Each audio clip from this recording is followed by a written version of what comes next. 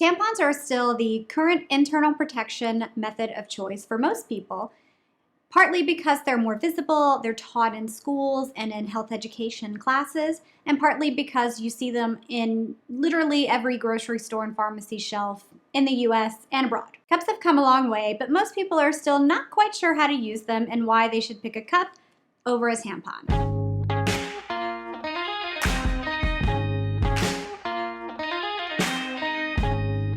Today, Put a Cup in It is going to discuss how tampons are worn and used, and how menstrual cups are worn and used, and how they're alike and how they're different. This way you can decide which option's best for you. One thing I definitely want to point out is that both tampons and menstrual cups as internal protection can be used by anyone at any age, regardless of their sexual activity and history.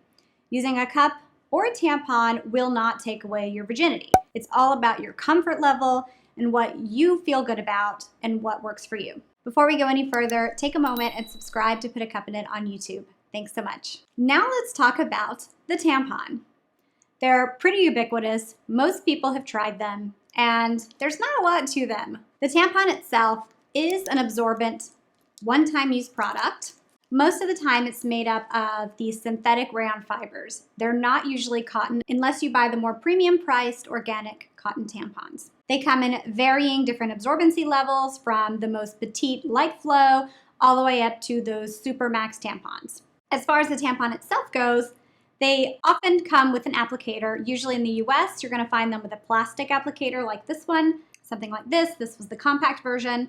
There are also cardboard applicator tampons, and tampons that don't have any applicator that you insert digitally with a finger. The plastic tampon, while it is typically considered more comfortable for users, is certainly the most wasteful of all the tampons, and this plastic is going to stick around for a really long time.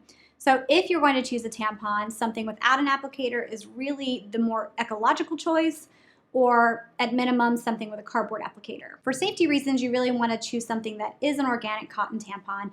This does have a lower risk of TSS. To insert the tampon, most of the time you're doing it with an applicator, but again, you can do it digitally. When you're inserting the tampon, it's just sort of a blind situation where you insert and then push the applicator inside. One of the reasons people are so squeaked out about menstrual cups when they hear about them is that, for the most part, they've used internal protection like a tampon with an applicator, and the contact that they were having with their vulva and their actual vagina has been very minimal up to the point of considering a menstrual cup. So here is an example. You just kind of push. The tampon, when inserted, will sit just below the cervix and absorb all of the fluid and flow. Most tampon users are going to get between 4 to 6 hours of daytime wear for their tampon. And overnight, you are really only supposed to let your tampon sit inside for a maximum of 8 hours. Anything over than that really increases your risk of TSS. When it's time to remove your tampon, you just simply pull the string and toss it in the bin. One thing I definitely want to mention while I have you here talking about tampons is that tampons are not flushable. This is something a lot of people think, and one of the reasons they consider it a more convenient option, but actually you are not supposed to flush your tampons and it will mess up your plumbing. So dispose of your used tampons in the bin. Now for my favorite part, menstrual cup basics. Menstrual cups come in a wide variety of sizes and different shapes and styles. The reason for this is that vaginas come in a wide variety of different shapes and sizes and styles. Unlike with tampons, you select your menstrual cup not based on your flow and how heavy or light your flow is, but you want to pick a cup based on sizing. Menstrual cups come in different sizes, typically a size 1 and a size 2. Size 1 being under 30, haven't had a baby. Size 2, over 30 and or have had a full-term pregnancy. Now, these are not hard and fast lines, but we do have lots of different videos on this YouTube channel explaining how to pick the best size for you. You want to pick by size, not flow, because you want it to fit, feel good, and stay in place all day during wear. If you need even more help picking a cup, we have the menstrual cup quiz you can take, and that will also guide you. To put your cup in, instead of poking it up like a tampon, you're actually going to fold to insert. My favorite fold is the punch down, where you push down to the base, squeeze, and this gives you a nice narrow point of insertion. When you insert your cup, you want it to go as high as possible before allowing it to unfold. Once it's unfolded, give it a spin to make sure it's open on the base. Make sure everything's inside, and then you get to wear your menstrual cup for a possible up to 12 hours. The menstrual cup just sits below the cervix and collects the flow versus absorbing it. This is one of the reasons that menstrual cups are considered more comfortable by most people who try them. The menstrual cup does not take their body's natural moisture, unlike a tampon, which will take the flow and the body's moisture. Cups also have a longer wear time than tampons. You can wear a cup safely up to 12 hours at maximum. This is very unlike a tampon, where you typically wear for about 4 to 6 hours during the day and 8 hours maximum when you're sleeping overnight. You don't want to keep your cup in more than 12 hours because that will increase your risk of TSS. So for safety, change every 12 hours. Not only are cups safe to wear for 12 hours because they're medical grade silicone or TPE for that reason, they can also be worn so long because they hold more than tampons. Typically, one cup can hold between 4 to 6 times more than the average tampon.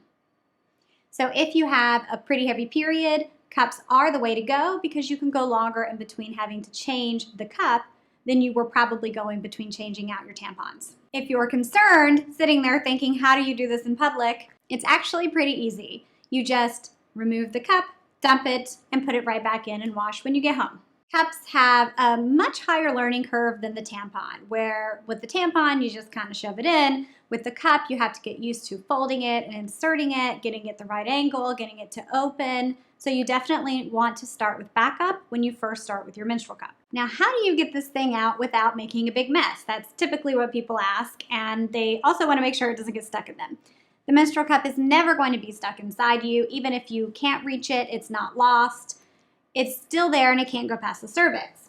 So what you'll do is you will pinch the base of the cup and then pull down gently, straight down as you are kind of hovering over a toilet, keeping it level, dump it in the toilet, wash it with a gentle soap and cleanser, and put it right back in. If, as I mentioned, you can't reach the cup for some reason, you have a high cervix, bear down with your vaginal muscles, using the same technique you do to have a bowel movement until you can reach the cup. And most importantly, don't panic. Panic and fear will tighten your muscles, make you freeze up, and make it feel like it's even more stuck. We have a video for removing your cup on our channel as well.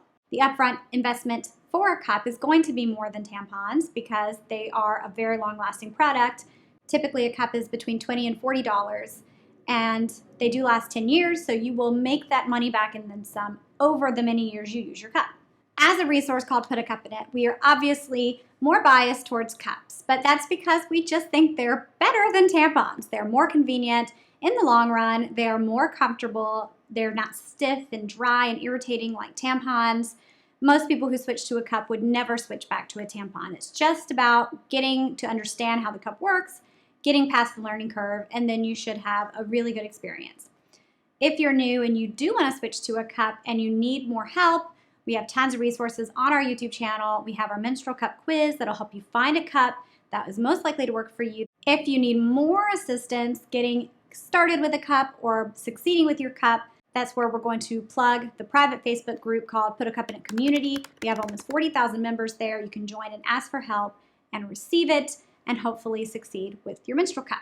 Thanks so much for watching. Make sure you like this video, subscribe to Put a Cup in It, and if you would, leave a comment and let us know your experience switching from a tampon, like this, to a menstrual cup. We'd love to hear it. Bye-bye.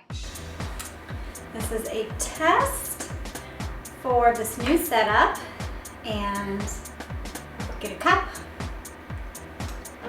And I want to talk to you about tampons versus cups.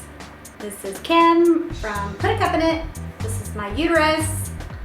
This is how I'm going to talk, and I would like to try to talk in an even tone so that everything sounds good. So let's try to do that today. Okay. Here it goes. All right. How am I doing on my mic? What's up? Okay. Oh.